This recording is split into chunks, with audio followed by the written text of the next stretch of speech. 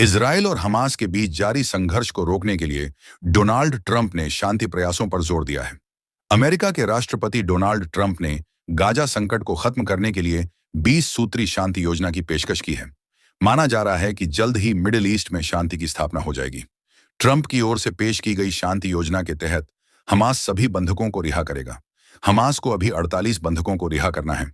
इसी बीच अमेरिकी विदेश मंत्री मार्को रूबियो का एक ऐसा बयान सामने आया जो इस समय दुनिया में चर्चा का विषय बन गया है। रूबियो के बयान को सुनकर कई जानकार यह कहते हुए दिखाई दे रहे हैं कि इजराइल और अमेरिका ने गाजा के लिए बहुत तगड़ा प्लान बनाया है और ऐसा कतई नहीं लगता कि गाजा पर इजराइल के हमले बंद हो जाएंगे। लेकिन अब सवाल यह है कि मार्को रूबियो ने बोला क्या है और इसके पीछे की क्या कहानी है। आइए आपको इस वीडियो में विस्तार में बताते हैं। अमेरिकी विदेश मंत्री मार्को रूबियो ने हमास के साथ हो रही बातचीत पर अपनी प्रतिक्रिया दी है। मार्को रूबियो का कहना है कि यह कोई राजनीतिक गठबंधन नहीं है, बल्कि हम आतंकवादियों और खतरनाक लोगों से निपट रहे हैं। मार्को रूबियो ने दोनों पक्षों से शांति की अपील की है। उन्होंने कहा है कि बमबारी के बीच बंधकों को रिहा नहीं किया जा सकता, इसीलिए बमबारी को रोकना होगा। दरअसल सोशल मीडिया प्लेटफॉर्म एक्स पर मार्को रूबियो ने लिखा कि हम किसी राजनीतिक आंदोलन से नहीं, बल्कि हथियारों, बर्बर लोगों और आतंकवादियों से निपट रहे हैं।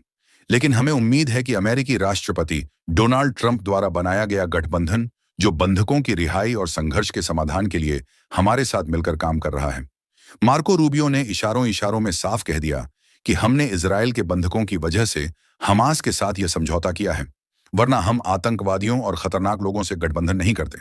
अमेरिकी विदेश मंत्री मार्को रूबियो के इस बयान से एक बार फिर सवाल उठने शुरू हो गए हैं कि क्या वाकई में गाजा में युद्ध विराम हुआ है, या फिर इजराइल अपने बंधकों को छुड़ाने के बाद फिर से गाजा पर हमले शुरू कर देगा।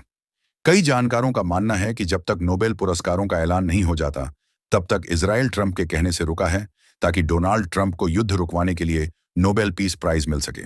फ्रांस के राष्ट्रपति इमैनुअल मैक्रोन ने कहा था कि अगर ट्रंप गाजा युद्ध को रुकवा देते हैं तो डोनाल्ड ट्रंप को नोबेल पीस प्राइज मिलना चाहिए। हो सकता है कि नोबेल पीस प्राइज के लिए ट्रंप ने इजराइल से हमले रुकवाए हों। इससे इजराइल के बंधक जो हमास के पास हैं वह भी छूट जाएंगे, और जब बाद में नोबेल पुरस्कारों का ऐलान हो जाएगा और इजराइल के बंधक वापस आ जाएंगे, तब फिर से इजराइल गाजा पर हमले शुरू कर सकता है। इससे पहले अमेरिकी राष्ट्रपति डोनाल्ड ट्रंप ने हमास को अल्टीमेटम दिया था।